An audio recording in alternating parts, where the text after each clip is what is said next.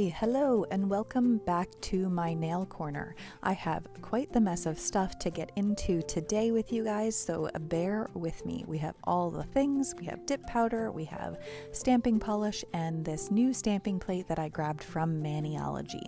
So we are going to get into this after I apply my peel base and let that dry off camera, but I have a lot going on in this video, and I tried to cut out unnecessary things that you've seen 1,000,000 times and just focus on kind of the new to my channel kind of things.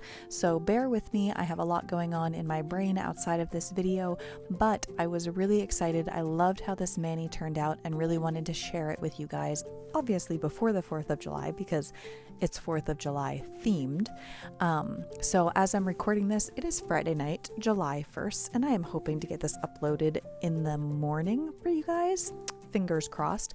Last upload gave me real struggles. I spent all day waiting for it to upload, and then when it did, I realized that when I exported the video from the app that I use to voice over and edit, for some reason my music track wasn't there. And I'm sure I could have uploaded it without, and it just would have been silent when I wasn't talking, but I don't know, it didn't feel right to do it without the music, so I didn't. Anyway, hopefully this one will cooperate with me and I can get it up for you guys on Saturday, which would be July 2nd. So that being said, I hope you guys are having a great 4th of July weekend. I hope you guys have fun things planned, from barbecues to fireworks to whatever makes your heart happy over a long weekend. I am applying a dip right now of soft white. This is going over the light pink builder gel that is already on my nails. That light pink builder gel is pink lace from Mani Boss dip powder if you're interested. But I'm going to go ahead and do 2 dips of soft white. You guys have probably seen this before on my channel. Soft white is one of my favorite milky whites from Double Dip. It's going to look a little bit more opaque because it's going over kind of a milky pink color that's on my nails. So just as a heads up, if you're applying this over your natural nails, it has a little bit more of like a semi-sheer milky white appearance, which I absolutely love. So I highly recommend this color.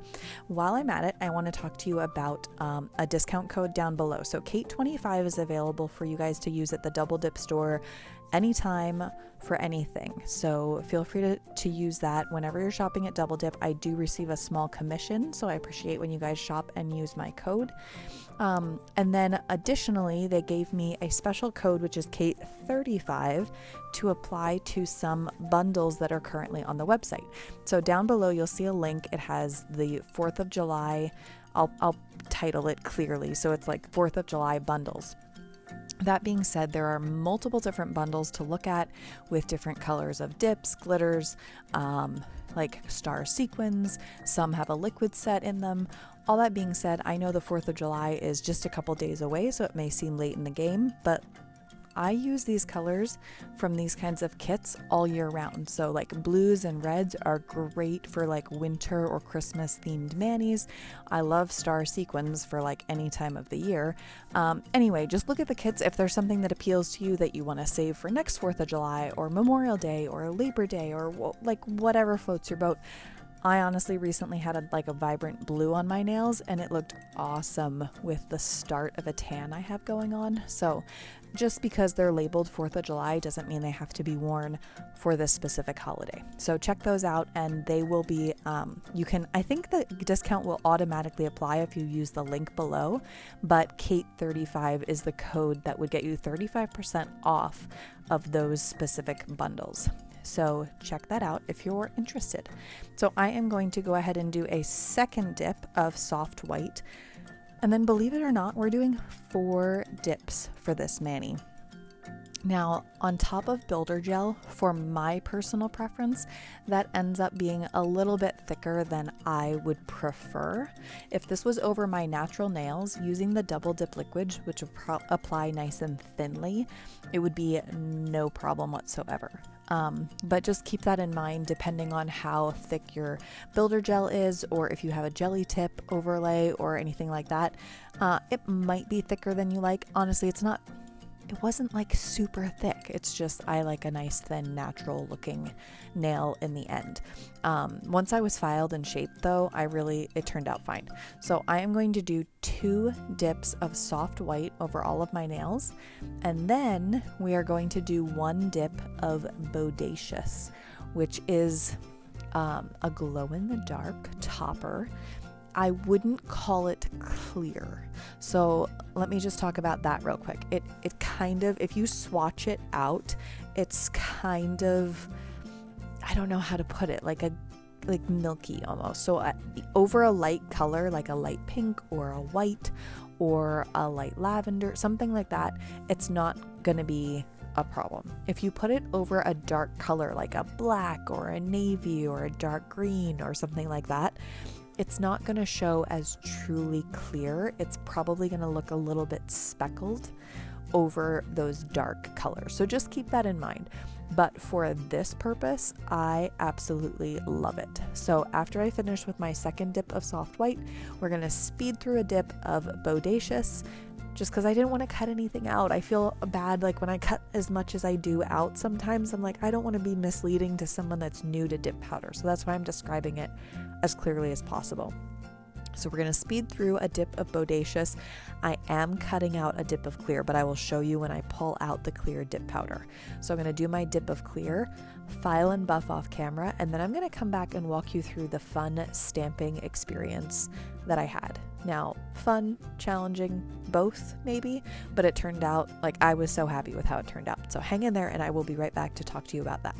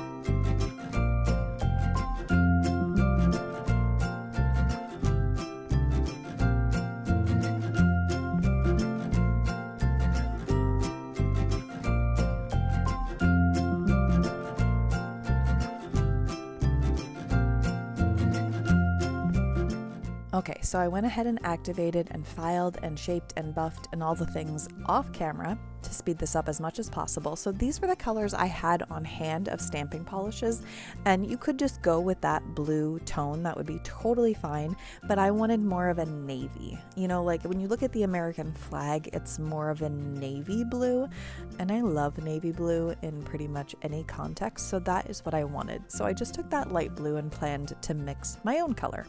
So this is the stamping plate I just picked up from Maniology. I will make sure that the number is linked in the description box below, but it's like an ombre pattern plate. So there's like dots, there's raindrops, which are super cute, there's fall leaves and stars, and the stars are specifically what I wanted. So I snagged this, and oh, you can see the number right there, so I don't even have to worry too much about that. But this is a great plate, I think, for all kinds of different manis, so I'm pretty excited to use it in the future. This mani, by the way, is totally a stolen concept. Miranda over at Miranda's Nail Creations created this beautiful mani. I will pop a picture in here for you guys. It is from her Memorial Day mani, and I loved it so much. As soon as I saw it, I was like, I want to do that for the 4th of July. I want to do it with stars. all the things. And so I just want to give credit where credit is due. She had a beautiful mani and it totally inspired this one. So I just put some blue there on my nail palette. This nail palette came in a mystery box from Double Dip a couple months back, but if you don't have one, you can use kind of any flat plastic, I guess, or you can just pick one of these up on like Amazon, probably. I think there's one in my Amazon storefront. So if you don't have one and you'd like to have one, check out my Amazon storefront down below. So I'm just using the silicone tip from the precision tool that I use around my cuticle line to mix those colors together, and it got me the navy blue that I wanted. Now, I will say that the biggest challenge I had through this mani was I did this on a weekend when it was like 93 degrees where I live, which is out of nowhere and insane. I'm in the Pacific Northwest, and we went from about 65 to 93, and we had 93 degrees for 3 weekends. Now, I have a heat pump, which is like air conditioning, in my house, but my upstairs just struggles to stay cool. So when I was doing this, the nail polish, because this is just stamping polish, it was drying like almost faster than I can work. So I created that little splotch of navy blue and was just trying to speed through it so it wouldn't dry on the palette before I could put it on the plate. But this was my first attempt. I just put the 3 colors where I wanted them. I took my stamping, scraper card, and then rolled my stamper over it, dropped it, and made a mess. And then it was all like smudged and smeared, and I was like, this is not okay, maybe I can salvage it. No, it wasn't usable. So I ended up just wiping it off and starting again. So I use a lint-free wipe with acetone on my stamping plate when I clear that off. But this is just a lint roller that I use to clear my silicone stamper, and that works perfectly. If you don't have a lint roller, you can use Scotch tape, whatever you have on hand that's sticky. So acetone on a lint-free wipe to clean off that stamping plate, and then try again.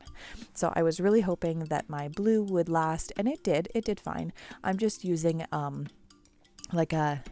it's actually a brush I use for my builder gel is what I'm using to pick up that blue, but I'm just putting a dot of each color from the stamping polishes in a line at the top of the stamp image that I want to use, and then using my scraper card to just spread that polish down over the image. And then I like to roll the jelly stamper, if I remember correctly, in the opposite direction that I used my scraper card. For whatever reason, that just seems to help pick up a clearer image. So then I'm using my lint roller to clear off the excess, deciding which nail, because honestly, when I started this with the heat and the issues with the polish drying, I wasn't sure if this is just going to be an accent nail kind of mani or if I was going to do more than one. So after that, I went ahead and ended up doing all 5 nails.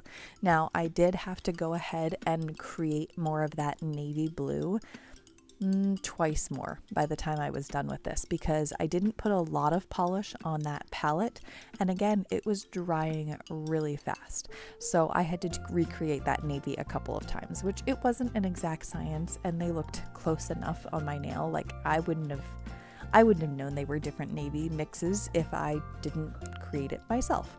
So keep that in mind if you're mixing a polish, if you're in a warm environment, or in general, you might have to mix it more than once. So there I went ahead and mixed some more, and I am creating another stamp. Is that what we're calling it? I mean, another image. But I wanted to include this at least twice so you guys could see me do it successfully twice, but I didn't include all 5 because that's just insanely repetitive for you guys. So I'm gonna go ahead and finish this up. I'll come back in a second and talk to you about cleanup and top coat, but I'm just gonna take a quick breath.